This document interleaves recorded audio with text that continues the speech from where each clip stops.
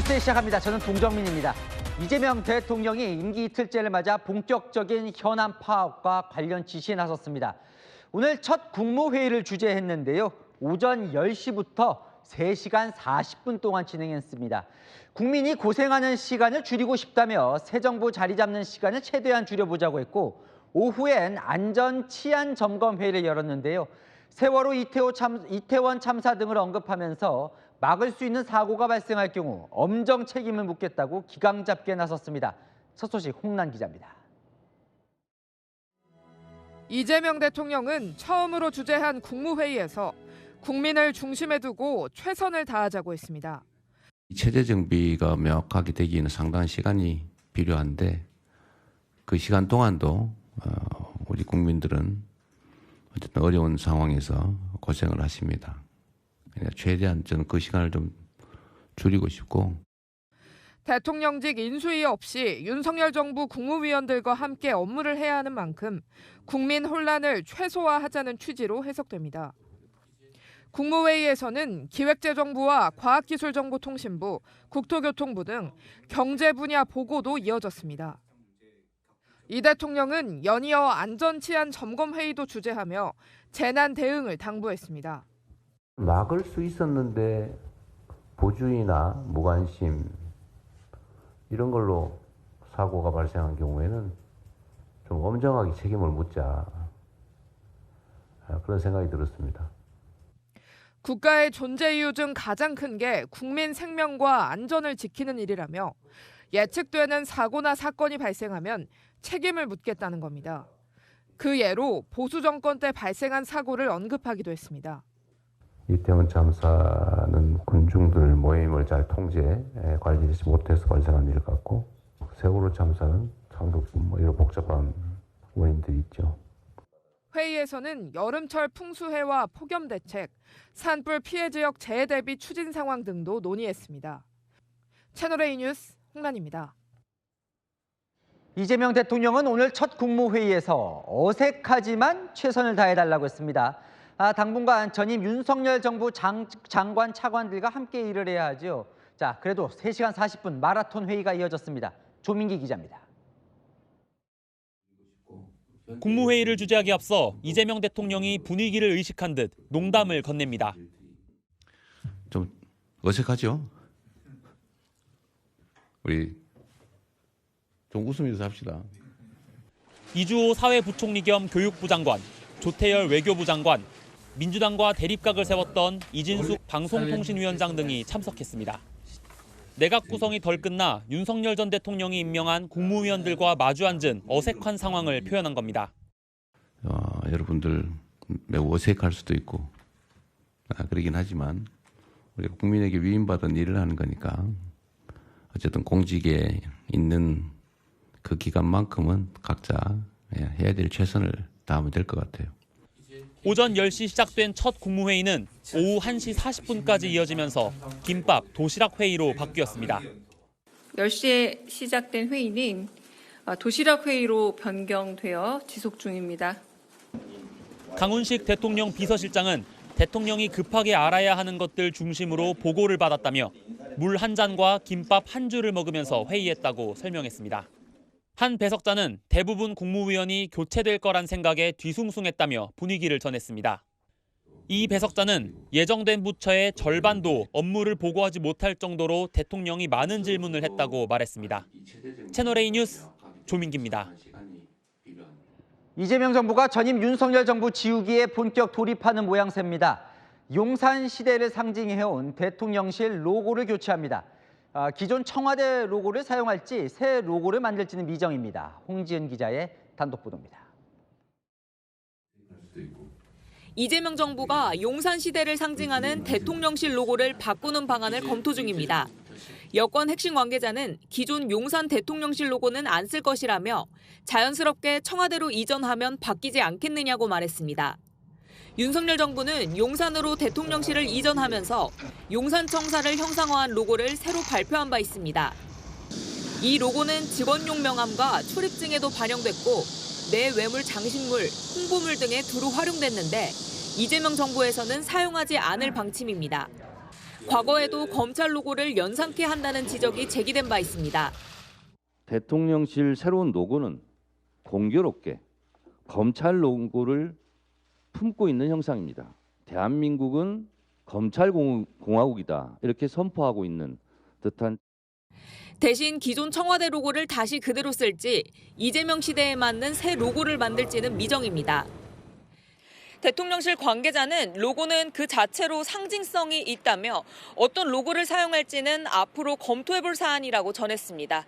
채널A 뉴스 홍지은입니다.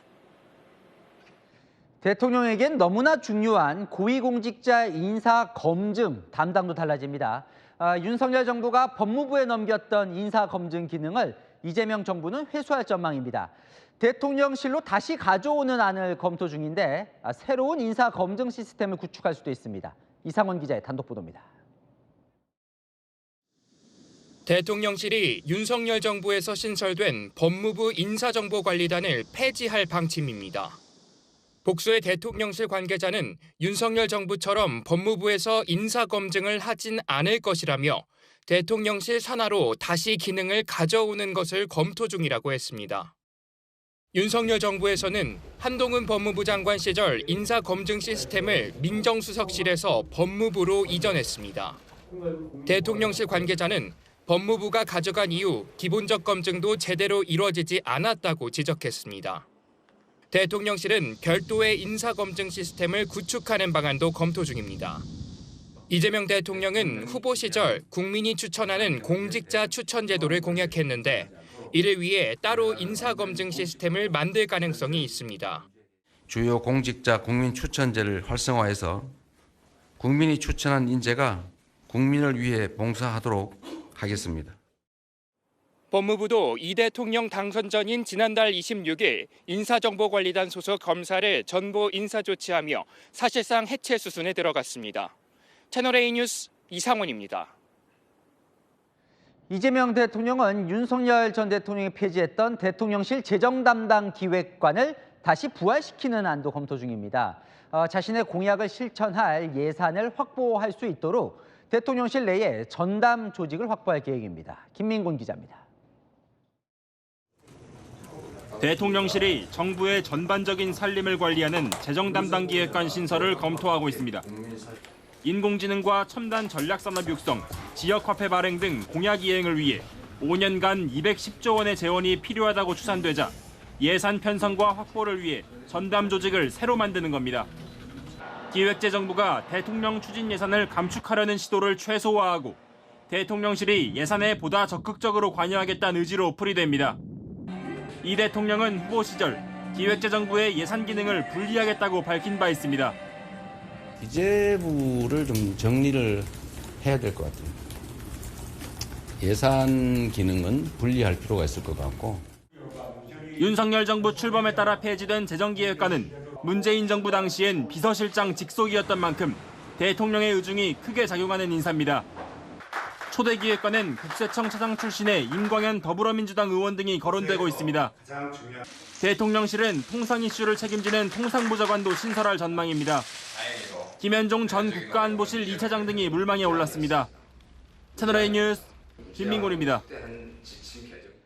이재명 대통령이 청와대로 이동하기 전까지 어디에 머무를지도 관심입니다.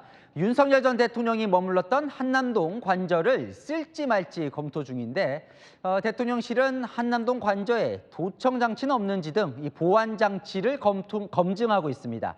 백승현 기자의 단독 보도입니다. 이재명 대통령은 어젯밤 인천 계양구 자택이 아닌 서울 모처의 안가로 퇴근했습니다.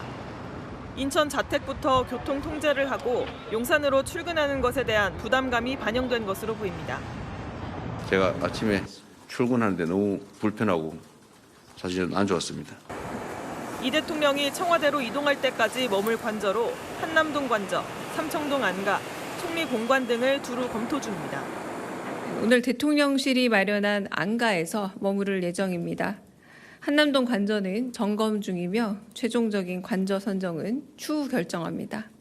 대통령실 핵심 관계자는 한남동 관저를 비롯해 도청 장치가 설치됐는지 여부 등을 검증하는 건 당연한 절차라고 말했습니다. 이 대통령은 선거 기간 동안 청와대로 복귀하려는 이유 중 하나로 도청 등 보안 문제를 꼽았습니다. 저희가 보안이 심각해요. 도청 문제나 경호 문제나 좀 심각합니다. 완전히 노출돼 있잖아요. 여러 군데를 사용해 본 뒤 가장 편한 곳을 고를 가능성도 있습니다. 대통령실 관계자는 사람이 잘 잘 수 있는 환경은 되어야 하지 않겠냐며 아직은 확정하지 않았다고 말했습니다. 채널A 뉴스 백승현입니다. 이재명 대통령 주문 하루 만에 경호처가 대통령 출퇴근길 시민 불편을 줄이겠다며 열린 경호 대책을 내놨습니다. 대통령이 이동할 때마다 길게 이 교통 통제하는 걸 최소화하겠다고 밝혔는데요. 윤석열 정부 경호와의 차별성을 강조하려는 목적 아니냐는 분석입니다. 최다음 기자입니다.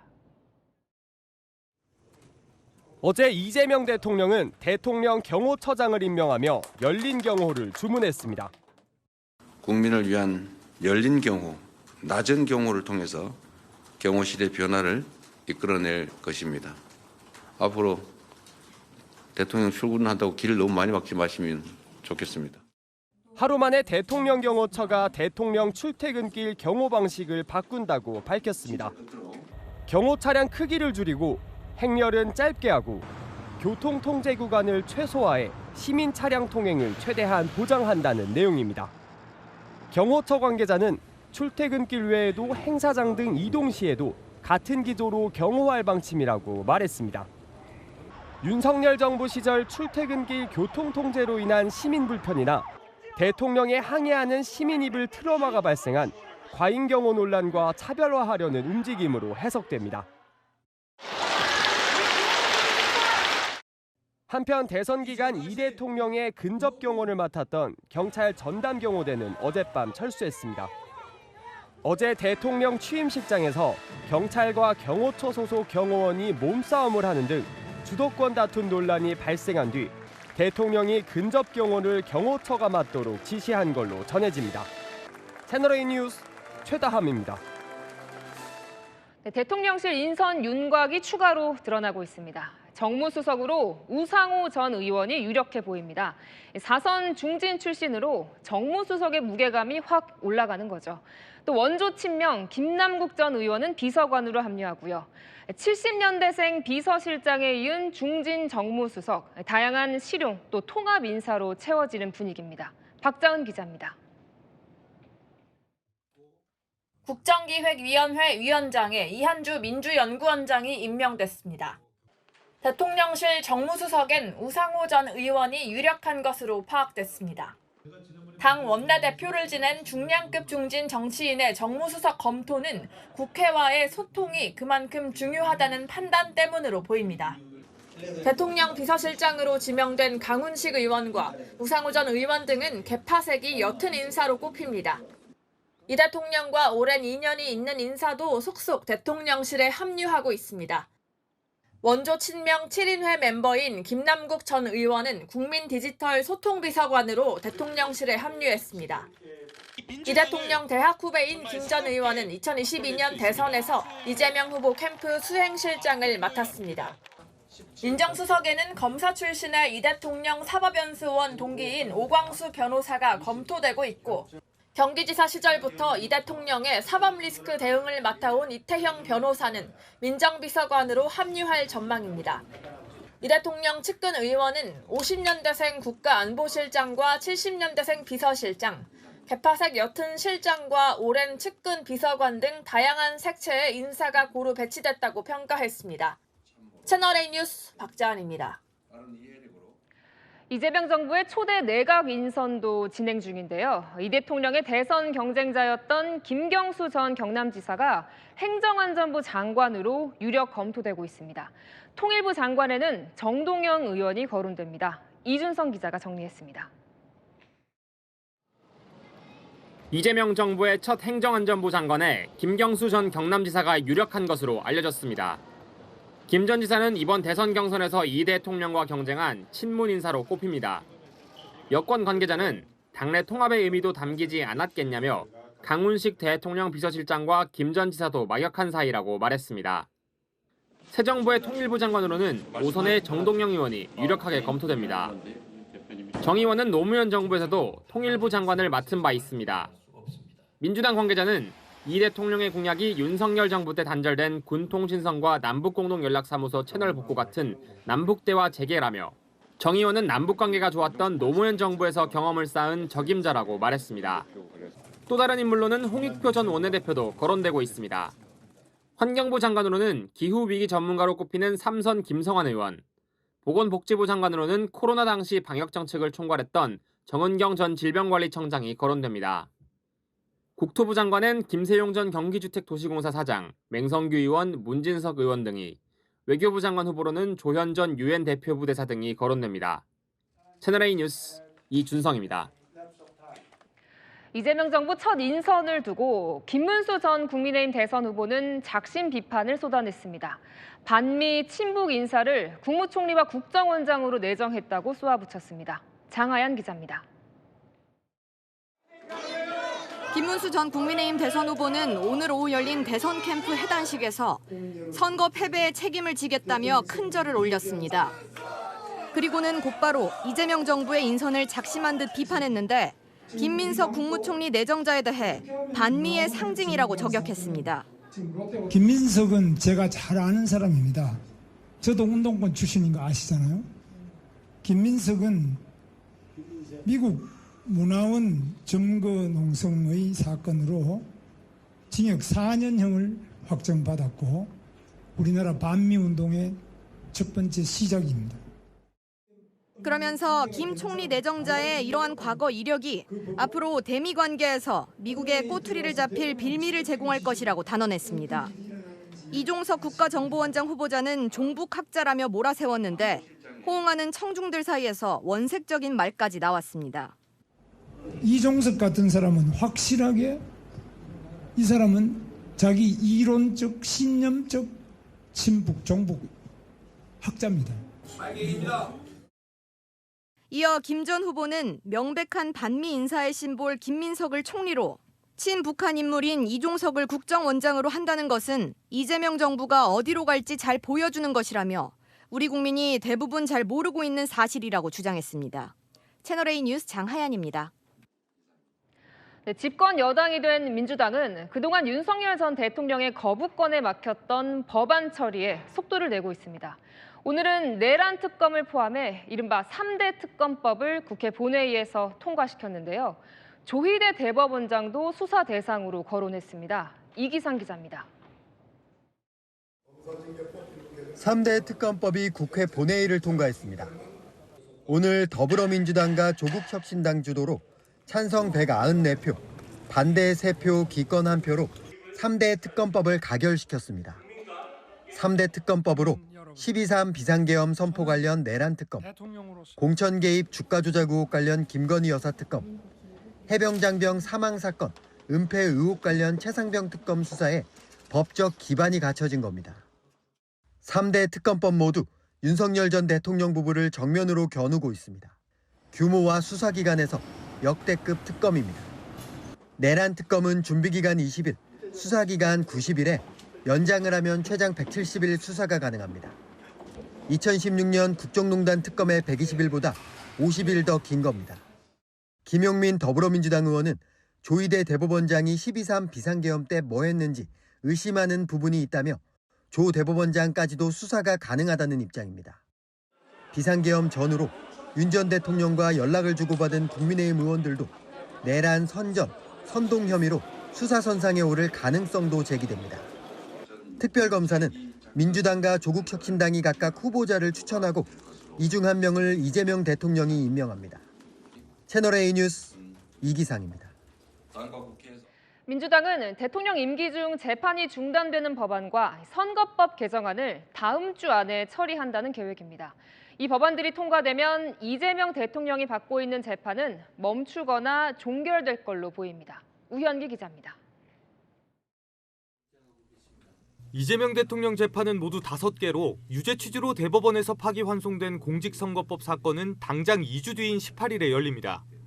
이에 민주당은 이 대통령 재판은 즉각 중단돼야 한다고 목소리를 높였습니다. 아예 대통령 재직 중 형사재판은 중지되는 법 개정에도 속도를 내고 있습니다.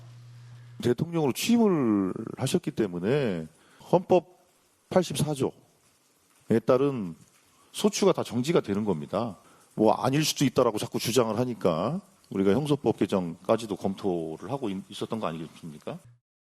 민주당은 재판 중단법뿐만 아니라 허위사실 공표죄 구성 요건 중 행위를 삭제하는 공직선거법 개정안까지 본회의에 부의한 상황.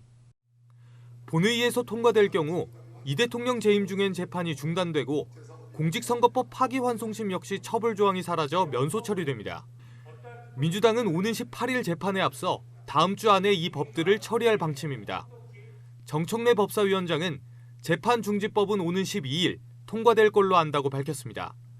박찬대 당대표 직무대행 겸 원내대표 임기가 13일에 끝나는 만큼 그 전에 마무리 짓겠다는 걸로 보입니다. 이에 국민의힘은 정부 여당의 초기 성과가 대통령 개인 방탄이냐며 날을 세웠습니다. 채널A 뉴스 우현기입니다. 이재명 대통령이 한덕수 전 권한대행이 지명했던 헌법재판관 후보자 2명에 대한 지명을 철회했습니다. 헌법재판소의 구도도 재편될 걸로 보입니다. 김호영 기자입니다. 이재명 대통령이 헌법재판관 후보자 2명에 대한 지명을 철회했습니다. 지난 4월 한덕수 전 국무총리가 문영배, 이미선 전 헌법재판관 후임으로 지명했던 후보들입니다. 이재명 대통령은 한덕수 전 국무총리가 권한 없이 했던 이완규 함상훈에 대한 지명을 철회했습니다. 후보 중 한 명인 이완규 법제처장은 오늘 이 대통령이 주재하는 국무회의에 참석했는데 시종일관 굳은 표정이었습니다. 그리고 비공개 때 이 대통령이 면전에서 직접 지명 철회 의사를 밝힌 것으로 알려졌습니다. 앞으로 이 대통령이 진보 성향 재판관 2명을 추가로 지명하면 헌법재판소는 중도 성향 3명, 보수 성향 2명, 진보 성향 4명의 진보 우위로 재편될 것으로 보입니다. 지난해 국회목 재판관 지명 때 함께 거론됐던 김성주 광주고법 판사와 최은주 서울 서부지법 판사, 그리고 전국 법관대표회의 대표인 김예영 서울 남부지법 판사 등이 현재 하마평에 오르고 있습니다. 이 대통령이 새로운 후보자를 지명하기 전까지 헌법재판소는 당분간 7인 체제로 운영됩니다. 채널A 뉴스 김호영입니다. 경찰은 댓글 조작 의혹을 받는 보수 성향 단체 리박스쿨에 대한 강제 수사에 나섰습니다. 새 정부 출범 첫날인 어제 오후 시작된 압수수색은 오늘 새벽까지 이어졌습니다. 정경은 기자입니다. 경찰 수사관이 서류철이 담긴 상자를 들고 나옵니다. 압수물을 담은 파란 상자를 든 수사관도 뒤따릅니다. 혹시 압수수색에서 어떤 거 확보하신 건가요? 증거는 좀 확보가 됐을까요? 댓글 조작 혐의 입증할 만한. 댓글 조작 의혹을 받는 리박스쿨 사무실 등을 경찰이 압수수색한 건 어제 오후 7시쯤. 압수수색은 오늘 새벽 1시까지 이어졌습니다. 경찰은 리박스쿨 손모 대표의 휴대전화도 압수수색했습니다. 댓글 조작 혐의는 인정하시는 걸까요? 김문수 후보와 어떤 인연이세요? 특정 대선 후보 비방 댓글 등을 조직적으로 작성했다는 의혹으로 고발당한 리박스쿨 측은 선거 공작이라며 반발했습니다. 선거 공작이고 적극 협조하고 있습니다. 전혀 혐의가 사실이 아니기 때문에. 손 대표 측은 채널A와의 통화에서 김문수 전 국민의힘 후보와는 행사에서 만난 적이 있지만 연락을 주고받는 사이는 아니라며 리박스쿨은 댓글 조작과 무관하다고 주장했습니다. 경찰은 압수한 컴퓨터와 손 대표 휴대전화 등을 분석 중입니다. 채널A 뉴스 정경은입니다. 네, 민주당은 대법관을 30명까지 늘리는 법안도 추진 중이죠. 조희대 대법원장이 공론의 장이 마련돼야 한다며 제동을 걸었습니다. 권경문 기자입니다. 대법원으로 출근하는 조희대 대법원장. 대법원 청사로 들어가기 전 언론 앞에서 대법관 증언에 대한 입장을 밝혔습니다. 국민을 위해서 가장 바람직한 개편 방안이 뭔지 국회에 설명을 하고 계속 협조할 필요가 있다는 생각이 공론의 장이 마련되길 희망하고 있습니다. 현재 14명인 대법관 수를 단계적으로 늘리는 법원 조직법 개정에 대해 공론화가 부족하다는 취지로 사실상 반대했다는 분석이 나옵니다. 어제 국회 법제사법위 소위는 국민의힘 의원들이 의회 독재라며 퇴장한 가운데 더불어민주당 주도로 법원 조직법 개정안을 단독 의결했습니다. 개정안이 국회를 통과하면 대법관은 이재명 정부 기간 30명까지 늘어납니다. 조 대법원장은 국가 100년 대계가 걸려있는 문제라며 법원 행정처를 통해 계속 논의하겠다고 밝혔습니다. 앞서 천대엽 법원 행정처장도 대법관을 증언하면 전원 합의체가 사실상 마비될 거라고 우려했습니다. 조 대법원장이 우회적으로 사실상 개정안에 반대하고 나서면서 사법부 개혁을 둘러싼 이재명 정부와 대법원의 갈등이 본격화될 수 있다는 전망이 나옵니다. 채널A 뉴스 권경문입니다. 네, 다른 국무위원들과 달리 법적으로 임기가 보장되는 공공기관장들 거취에도 관심이 모아집니다. 유철환 국민권익위원장은 정해진 임기를 채우겠다는 의지를 밝혔고요. 이진숙 방송통신위원장과 안창호 국가인권위원장도 자리를 지킬 걸로 보입니다. 이현재 기자가 단독 보도합니다. 유철환 국민권익위원장은 자신의 거취와 관련해 원칙을 강조했습니다. 권익위원장은 법적으로 3년 임기가 보장되는 자리로 지난해 1월 취임한 유 위원장의 임기는 2027년 1월까지입니다. 유 위원장은 채널A와 통화에서 정해진 임기에 따라 업무를 수행하는 것이 원칙이라고 본다고 말했습니다. 윤석열 정부 시절 자진 사퇴를 거부하고 3년 임기를 채운 전현희 전 권익위원장과 같은 상황이라는 겁니다. 정무직 또 사퇴와 감사라는 그런 초유의 일을 겪으면서 우리 권익의 업무가 사실상 마비되는 그런 상황까지 이르렀습니다. 권익위 관계자는 윤석열 정부에서 전현희 권익위원장이나 한상혁 방송통신위원장을 내보내려 했을 때는 민주당에서 임기를 보장하라고 하지 않았냐고 말했습니다. 임기가 내년 8월까지인 이진숙 방통위원장과 올해 9월까지인 한기정 공정거래위원장도 법률에 정해진 임기는 채워야 한다는 생각인 것으로 전해집니다. 유철환 위원장을 포함한 3사람은 오늘 이재명 대통령이 주재한 첫 국무회의에도 참석했습니다. 지난해 9월 임명된 안창호 국가인권위원장은 자진 사퇴설이 제기됐지만 인권위 측은 사실이 아닌 것 같다며 가능성을 일축했습니다. 채널A 뉴스 이현재입니다. 어제 윤석열 정부 국무위원이 모두 사의를 표명했지만 이 박성재 법무부 장관 사표만 유일하게 수리가 됐죠. 재임 기간 탄핵안으로 직무도 정지됐었던 박 장관, 오늘 퇴임식에서 다수의 횡포를 거론하면서 새 정부와 여당을 향해 불편한 속내를 감추지 않았습니다. 송정현 기자입니다. 오늘 퇴임식에 참석한 박성재 법무부 장관. 다수의 뜻이라는 명목하에 권한을 남용하는 걸 경계했습니다. 다수의 뜻이라는 명목 아래 협의와 숙려 없이 제도적 권한을 무절제하게 사용한다면 이는 민주주의, 법치주의가 아니라 폭거이자 횡포일 것입니다. 윤석열 정부 국무위원들을 무더기 탄핵했던 더불어민주당을 향한 비판이라는 해석입니다. 박 장관도 국회 탄핵 후 헌법재판소가 기각 결정을 내려 직무에 복귀했지만 2달 만에 물러나게 됐습니다. 사의를 표한 윤석열 정부 국무위원 중 유일하게 사표가 수리된 겁니다. 박 장관은 법은 힘 있는 다수가 권력을 행사하는 무기가 아니라고도 했습니다. 신임 법무부 장관 인사가 임박한 가운데 오늘 국회는 검사징계법 개정안을 통과시켰습니다. 검찰총장만 가지고 있던 검사 징계 요구권을 법무부 장관에게도 주는 내용입니다. 검사 징계권까지 갖게 되는 새 법무부 장관 주도로 검사장 인사 등 사정기관 물갈이가 속도를 낼 거란 전망입니다. 채널A 뉴스 송정현입니다. 여당이 오늘 3대 특검법안을 통과시키면서 야당 국민의힘이 반발하고 나섰습니다.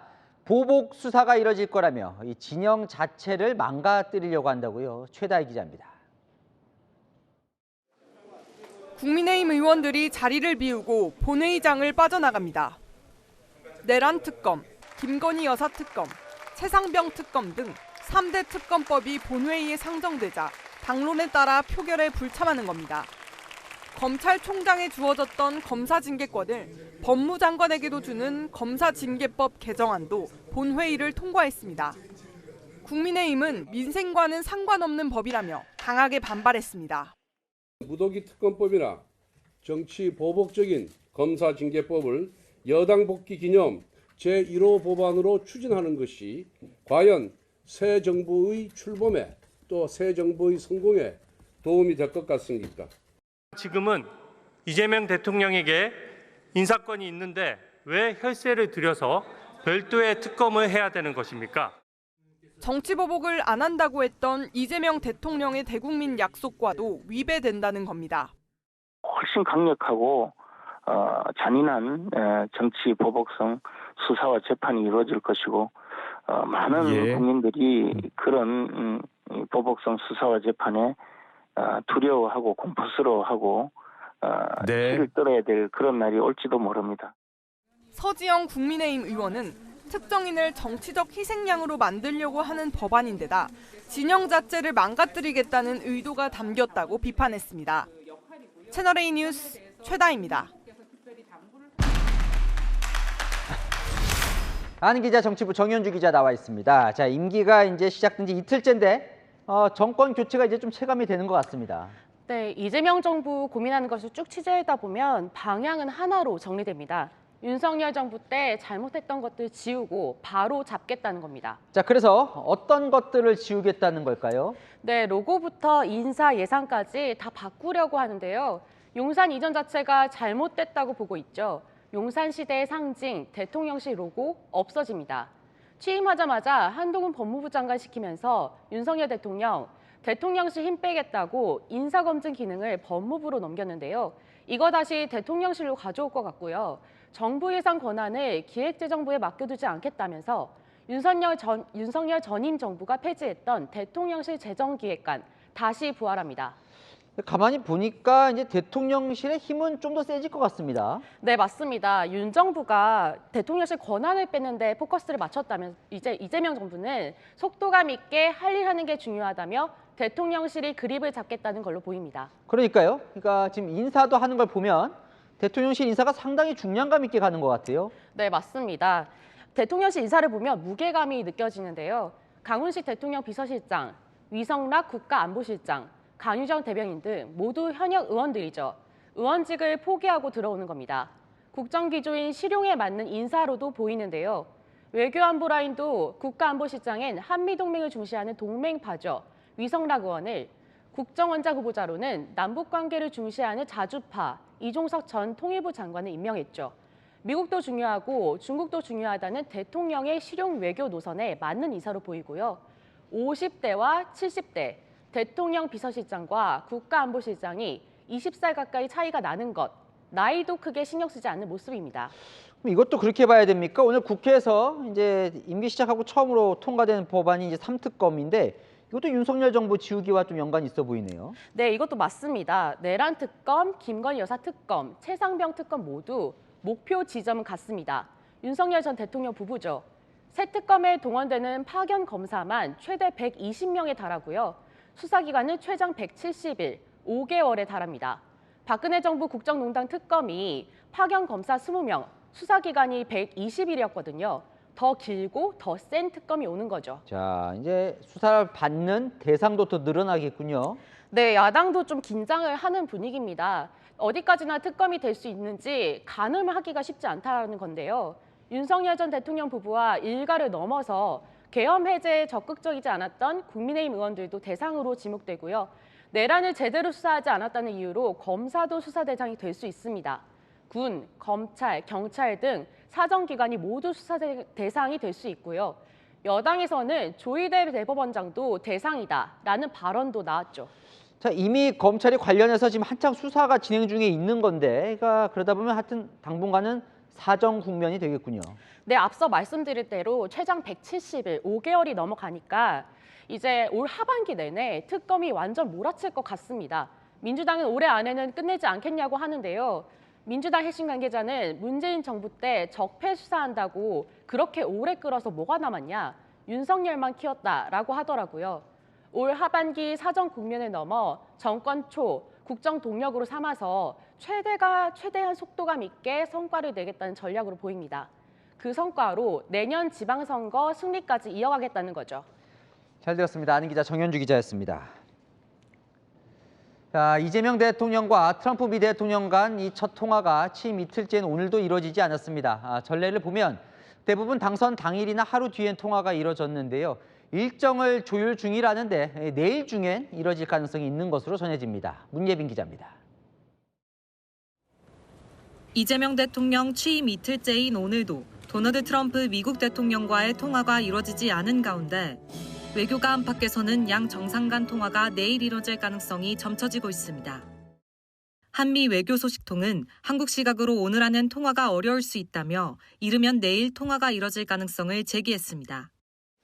대통령실 핵심 관계자도 시차와 여러 일정을 고려해 조율하고 있다며 빠른 시간 내에 확정될 것으로 예측한다고 설명했습니다. 당초 한미 양국은 이 대통령 취임 당일인 어제를 목표로 통화 일정을 조율해왔지만 두 정상의 일정이 엇갈리면서 시간을 확정하지 못한 걸로 전해졌습니다. 통화가 늦어지는 이유에 대해 다양한 해석이 나오고 있지만 정부는 한미 간 소통에 문제가 없다는 입장입니다. 한미 간에는 정상급 교류를 비롯해서 재반 현안에 대해서 외교부에서 각급해서 긴밀히 소통하고 있습니다. 다만 역대 대통령들이 당선 당일 또는 다음 날까지는 미국 대통령과 통화를 해왔기 때문에 이례적인 상황이란 점은 인정하고 있습니다.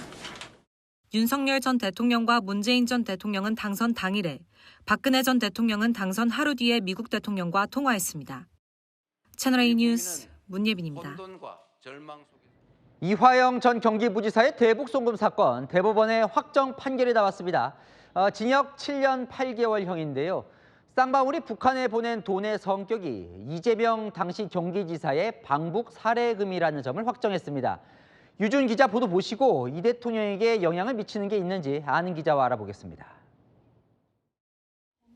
쌍방울에서 억대 뇌물을 받고 북한에 800만 달러를 불법 송금시킨 혐의로 재판을 받아온 이화영 전 경기도 평화부지사. 오늘 대법원은 이 전 부지사의 유죄를 확정하고 징역 7년 8개월, 벌금 2억 5천만 원형을 유지했습니다.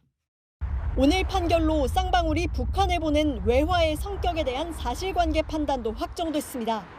쌍방울이 불법 송금한 800만 달러 중 200만 달러가 이재명 당시 경기지사의 방북 사례금이라는 2심 판단을 그대로 인정한 겁니다.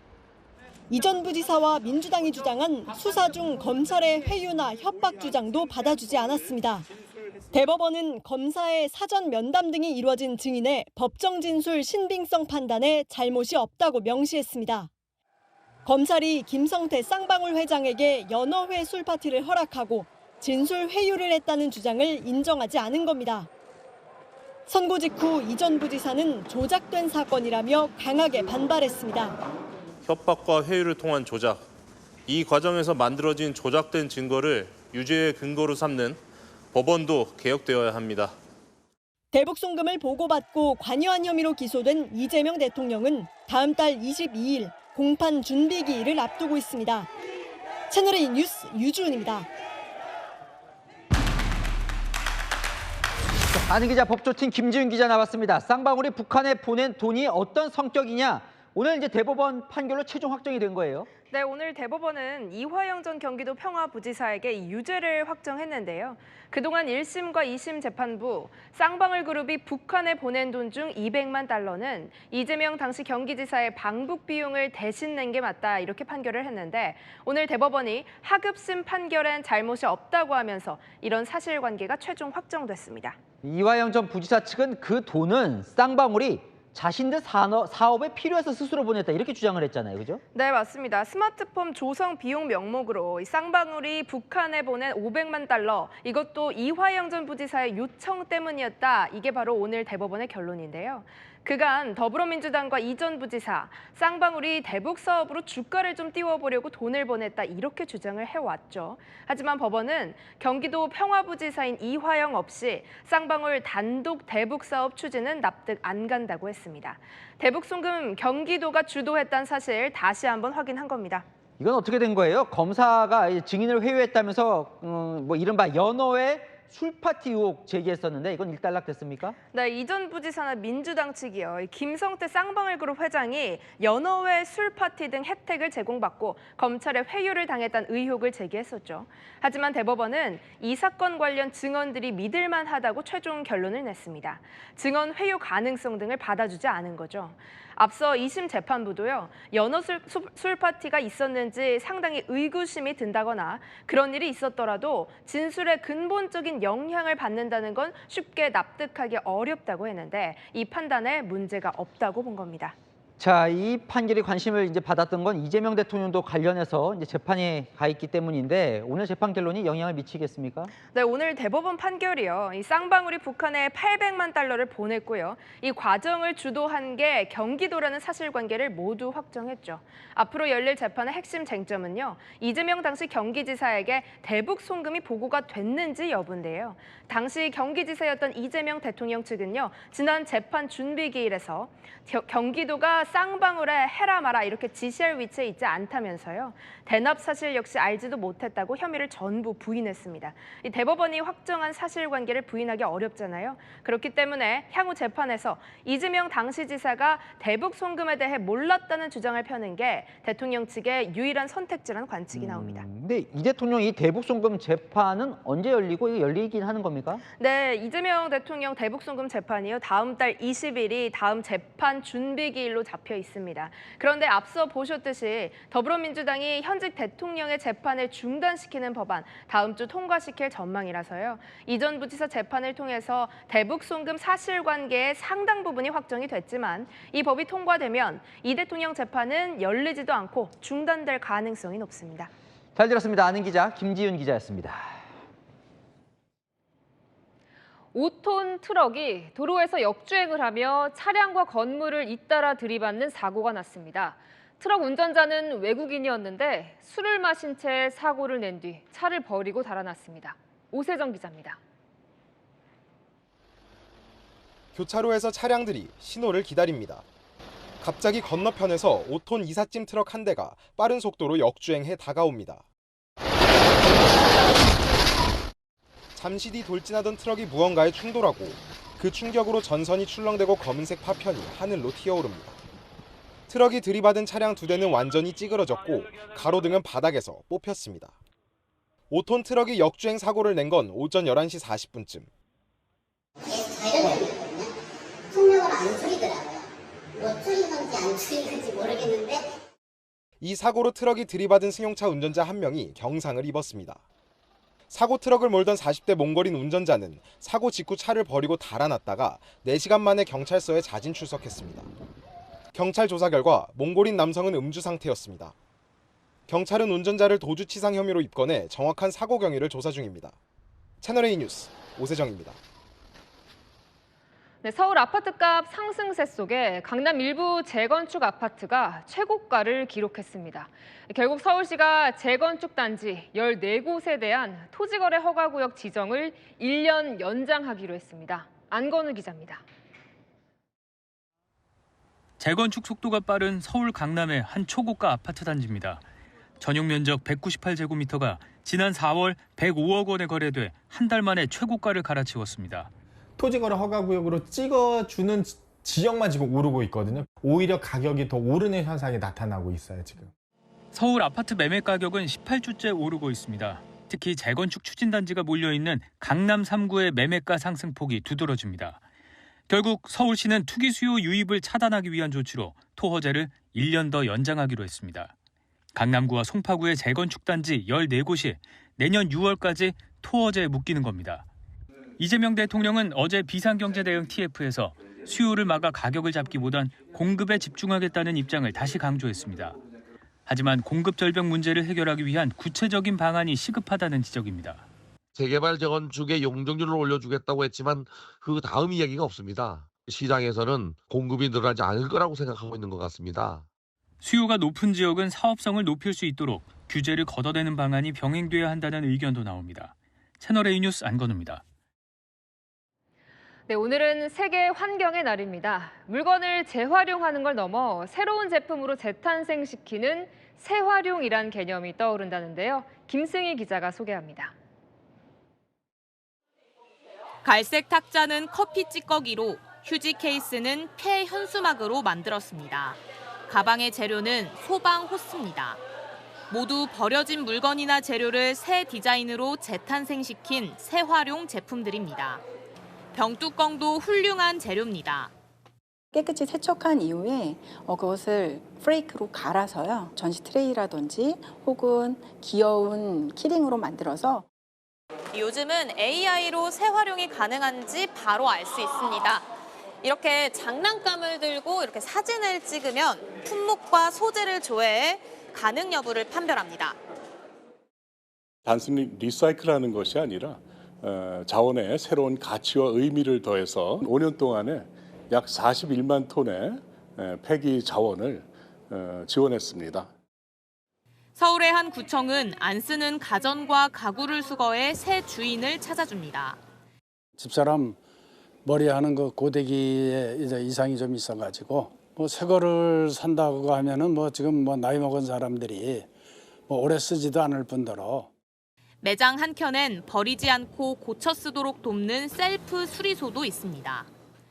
요즘 날씨로 봐서 선풍기, 선수 고치고 여기서 부속 간다는 걸 저희가 또 제공해 있기 때문에 흡족하시는 모든 환경을 지키는 방법도 나날이 다양해지고 있습니다. 채널A 뉴스 김승희입니다. 네, 요즘 젊은 세대들이 옛 감성을 좋아한다고 합니다. 이름도 생소한 혁필화, 손으로 똠 수세미에 열광한다는데요. 현장 카메라 서창우 기자입니다. 서울시청역 2번 출구 인근이 사람들로 북적입니다. 지난번에 왔는데 안 계셔가지고요. 늦게 왔나요? 네. 45년째 가죽 붓으로 이름이나 글귀를 써주는 혁필화 할아버지를 보기 위해서입니다. 글장갑 하나다가 이제 이걸 하게 된 거예요. 알록달록한 색을 섞어 휘젓자 글자인 한 송이 꽃이 피어오릅니다. 한 사람이 8자가 노하늘수. 글씨를 다 쓰고 나면 덕담이 이어집니다. 공부할 때 배설처럼 배설을 많이 해가지고 기분이 좋죠. 그런 부분 때문에 더 찾아온 부분도 있고. 직접 줄을 서서 의뢰해봤습니다. 이름만 봐도 바로 이렇게 그림으로 이렇게 형상을 하실 수 있을 정도 떠오르시는 거예요? 그렇죠. 뭐가 들어가야 된다는 거. 다 이 해가 떠 있네요. 손현중의 말년 배설보라고 다 이렇게 해놓은 거예요. 붓을 이뤄가지고 빌딩을 한 채 가지고 사는 겁니다. 경기 의정부역 앞에는 한 땀 한 땀 손뜨개로 만든 할머니 수세미가 있습니다. 양, 염소, 쥐, 카피바라까지 똑같은 모양이 없는 게 인기 비결입니다. 2개 사서 왔는데 하나 집에 와서 보니까 팔이 좀 짧게 됐어요. 오히려 그런 게 더 정감각이 느껴져요. 주변에 비슷한 상점이 생겨나자 손님들이 원조 인증 종이 팻말을 만들어주기도 했습니다. 글씨도 모르고 아무것도 모르고 손님들이 해준 게 이거 쓰세미 사러 와서. 네잎클로버 할아버지도 인기입니다. 어디서 나타날지 몰라 할아버지를 만나는 것 자체가 행운으로 여겨집니다. 돌아다니신다고 들어갔고 약간 차 발견하면은 그 행운이 찾아오는 그런 기분이 들어갔고 요즘 사는 게 너무 힘든데 이런 소소한 행복을 찾으면서 하나 사가지고 너무 또 좋아가지고 팔짝팔짝 뛰는 거 보면은 왠지 나도 모르게 기분이 좋죠. 어르신들의 감성이 담긴 나만의 제품을 사는 과정. 그 자체가 MZ들에게 재미를 주고 있습니다. 공산품 찍어내거나 막 그런 것보다 오히려 그런 게 더 정감각이 느껴지고 작업하는 과정을 하나하나 볼 수 있는 거잖아요. 심지어 이제 다른 분들 구경하는 것도 재밌고. 현장 카메라 서창우입니다. 트럼프 행정부가 영주권 장사에 이어 이번엔 130만 원을 내면 비자 인터뷰 순서를 앞당겨준다고 합니다. 일종의 급행료 같은 건데요. 이솔 기자입니다. 미국 트럼프 행정부가 추가 비용을 내면 비자 인터뷰를 신속하게 처리해주는 급행료 도입을 검토 중인 것으로 알려졌습니다. 로이터 통신이 국무부 내부 문건을 입수해 보도한 내용인데 $1,000, 우리 돈 약 130만 원을 내면 비자 인터뷰 일정을 앞당겨주겠다는 겁니다. 관광이나 유학 등 미국을 이민 이외의 목적으로 방문하려는 사람들이 대상으로 이르면 오는 12월 시범 도입하는 것이 목표입니다. 현재는 비자 수속 비용으로 약 25만 원이 부과되는데 빠른 처리를 명목으로 추가 금액을 받겠다는 구상입니다. 도널드 트럼프 미국 대통령은 약 70억 원을 내면 영주권 특혜를 주는 일명 골드카드 제도를 준비 중인데 이 때문에 영주권 장사에 이어 비자 장사에 나섰다는 비판이 나오고 있습니다. You have a green card. This is a gold card. We're going to be putting a price on that card of about $5 million, and that's going to give you green card privileges plus. 다만 비자 발급 비용보다 더 비싼 수수료를 받는 것은 대법원 판례에 저촉될 수 있어 사법부가 제동을 걸 가능성이 높다는 관측도 나옵니다. 채널A 뉴스 이소리입니다. 네, 거대 여당이 된 민주당이 새 사령탑 선출 레이스에 돌입했습니다. 다음 주 금요일 원내대표를 선출하고 7월에는 당대표를 뽑습니다. 누가 나올까요? 이서영 기자입니다. 더불어민주당이 13일 박찬대 원내대표 후임을 뽑는 원내대표 선거 후보 등록을 시작했습니다. 4선의 서영교 의원과 3선의 김병기 의원이 출사표를 던졌습니다. 완전한 내란 종식으로 빛의 혁명을 완수하고 이재명 대통령 시대 국민 주권 정부의 성공을 위해 힘차게 뛰겠습니다. 최고의 당정 관계를 만들어 국정 과제가 원활히 수행될 수 있도록 최선을 다하겠습니다. 서 의원은 이재명 당대표 시절 최고위원으로 손발을 맞췄고 김 의원은 지난 총선 당시 후보자 검증위원장과 공천관리위원회 간사를 지낸 친명 인사입니다. 선대위 공보단장을 지낸 3선 조승래 의원, 선대위 정책본부장을 지낸 3선 김성환 의원도 출마를 검토 중입니다. 민주당은 4선 이춘석 의원을 준비위원장에 임명하며 차기 당대표를 선출하는 전당대회 준비도 돌입했습니다. 이재명 대통령과 김민석 국무총리 후보자의 후임 당대표와 최고위원을 뽑게 됩니다. 정청래 법사위원장과 박찬대 원내대표 등이 출마군으로 거론됩니다. 빠르면 이달 말부터 순회 경선이 치러질 가능성이 있습니다. 한 민주당 관계자는 당이 새 정부를 총력 지원할 수 있도록 빠르게 체제 정비에 나설 것이라고 설명했습니다. 채널A 뉴스 이서영입니다. 반면 국민의힘은 권성동 원내대표를 포함한 지도부가 선거 패배 책임을 지고 사퇴했습니다. 당권을 두고 계파 간 갈등이 본격화할 걸로 보입니다. 남영주 기자입니다. 대선 패배 후 열린 첫 의원총회에서 권성동 국민의힘 원내대표가 사퇴 의사를 밝혔습니다. 보수의 재건을 위해 백지에서 새롭게 논의해야 합니다. 저부터 원내대표직을 내려놓겠습니다. 총체적 심판을 받았다고 패배 책임을 인정하면서도 당내 계파 갈등이 원팀 단결을 저해했다는 지적을 뼈아프게 받아들인다고 친한계를 동시에 겨냥했습니다. 이미자, 최영두, 최보윤 비대위원과 김상훈 정책위 의장도 줄줄이 사의를 표명했습니다. 이달 말까지 임기가 남은 김용태 비대위원장은 의원들의 의견을 들어 거취를 정하겠다고 했습니다. 당내 일각에서 제기되는 사퇴설에 대해서는 좀 선을 그으신 걸까요? 친한계는 지도부가 총사퇴하고 차기 당대표를 뽑는 전당대회를 신속하게 열어야 한다고 주장했습니다. 지도부 총사퇴가 가장 깔끔한 그런 어떤 모습이고요. 그리고 하루빨리 원내대표를 선출하고 그리고 또 한 달에서 두 달 안에 새로운 지도부를 구성하는 조기 전당대회를 해야 된다고 생각합니다. 국회를 통과한 내란과 김건희 여사, 최상병 특검법을 두고도 충돌했습니다. 의총에서 특검법 반대 당론에 대해 김 위원장과 김재섭 의원, 친한계 의원 등 20여 명이 자율투표 전환을 요구했지만 받아들여지지 않았습니다. 채널A 뉴스 남영주입니다. 성혜랑 기자와 여랑야랑 시작합니다. 첫 번째 주제 보겠습니다. 이재명 대통령이 누구에게 전화를 달라고 했습니까? 네, 이 대통령 어젯밤 늦게까지 경제부처 공무원들 모아서 이 비상경제 점검 회의를 열었는데요. 이 자리에서 개인 전화번호를 전달했습니다.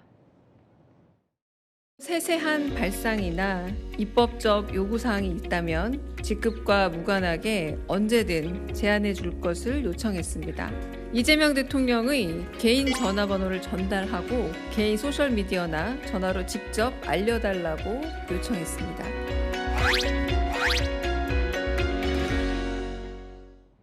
과거 참모진을 물어보니 성남시장 시절부터 즐겨 쓰던 방식이라는데요. 개인 메신저로 연락하면 검토하고 필요한 건 직접 반영한다고요. 야, 그러니까 이제 대통령 번호를 알려준 건데 사실 과거 대통령도 전화번호 줬던 기억이 있어요. 네, 이명박 전 대통령도 집권 초에 이른바 MB폰을 따로 개통해서 기업인 102명에게 언제든 전화 달라고 했고요. 윤석열 전 대통령도 비슷한 취지로 기업인 한라인 만든다고 했죠. 하지만 개인 전화 소통이 문제가 되기도 했습니다. 행사 때 쓰던 휴대폰을 계속 쓰고 있으니까 무조건 바꿔라고 하는 얘기를 많이 들었습니다. 공무원들, 장차관들하고도 뭐 제 휴대폰을 쓰고요. 미리미리 전직 대통령의 그 프로토콜대로 싹 바꿨으면 되는데 격이 없이 원활한 소통하겠다는 초심대로 잘 활용되면 좋겠습니다. 저렇게 번호 주면 진짜 대통령에게 연락하는지 좀 궁금해지긴 하네요. 다음 주제 보겠습니다. 자, 여야 원내대표 극과 극이에요? 네, 오늘 대선 뒤 첫 의원총회 열렸죠. 양당의 표정 극과 극이었습니다. 사의 표명한 국민의힘 권성동 원내대표. 그야말로 순환 시대였습니다.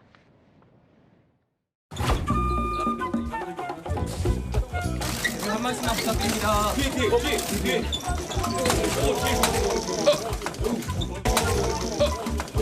카메라 두드려 맞았다.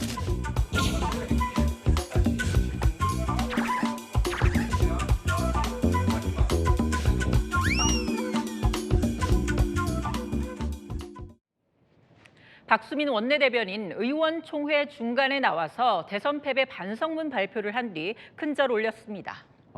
자, 반면 민주당은 축제 분위기겠죠? 네, 농담 한마디에도 박수와 웃음이 터져 나왔습니다. 여당의 원내대표 박찬대 인사드립니다. 여당의 국회의원들이 되신 여러 선배 동료 의원 여러분께 진심으로 감사드리고 가슴이 정말 벅찹니다. 벅찬데 할 줄 알았죠? 민주당 동료 의원들 김민석 국무총리 후보자와 본회의장에서 셀카를 찍기 위해 줄 서기도 했습니다. 네, 오늘 하나 더 보겠습니다. 자, 이 대통령, 그리고 안 그래도 어제 팬이 없다고 했죠. 네, 대통령실에 와보니 기본적인 필기구도 없더라는 건데요. 어제 오늘 푸념이 쏟아졌습니다. 대통령실 자체가 황량한 벌판처럼 소개되어서 제대로 된 펜 하나 구하기 쉽지 않은 그런 상황에서 지금 용산 사무실로 왔는데 꼭 무덤 같습니다. 아무도 없어요. 필기도구 제공해 줄 직원도 없고 컴퓨터도 없고 프린터도 없고 황당무계합니다. 근데 뭐 펜도 없는 거예요, 정말? 다 그냥 간 거예요? 그래서 전 대통령실 관계자 여러 명에게 물어봤는데요. 개인 서랍 청소도 안 하고 가는 게 예의에 맞겠냐고 되묻더라고요. 또 공용 캐비닛에 필기구 다 있다는 겁니다. 대통령 펜 전달은 총무팀이나 수행팀이 맡는다는데요. 현 대통령실 관계자는 과거 총무팀마저 다 사라졌다고 했습니다. 박찬대 원내대표 오늘 깡통 대통령실 만드는 건 범죄 행위라며 책임 묻겠다고 했죠. 하지만 전 정부 관계자 증거인멸 의혹 내세워 내란 특검 명분 쌓는 것 아니냐고 반발했습니다. 현직과 전직의 책임 공방, 정권 교체마다 반복되는 관례가 돼버렸습니다. 네, 지금까지 열왕야랑이었습니다. 내일 현충일 맞아 야외 활동하는 분들 많을 텐데요. 전국이 맑고 대기질도 무난하겠습니다. 다만 낮 동안 자외선에 주의가 필요합니다. 전국적으로 높음에서 매우 높음 단계 보일 텐데요. 자외선 차단제를 바르고 양산으로 뜨거운 볕을 피하는 게 좋겠습니다. 기온도 초여름 날씨로 다시 빠르게 오릅니다. 일요일은 서울 낮 29도, 다음 주는 30도까지 올라 더 덥겠습니다. 내일 아침 기온 서울 18도, 강릉은 20도에서 출발하고요. 큰 일교차 주의하셔야 합니다. 낮에는 대부분 25도 이상, 동쪽 지역은 30도를 넘는 곳도 있겠고요. 영동은 오후부터 바람이 강하겠습니다. 당분간 하늘에 구름만 지나겠고 제주를 중심으로 비 예보가 잦겠습니다. 날씨였습니다. 뉴스의 맛입니다. 시청해주셔서 감사합니다.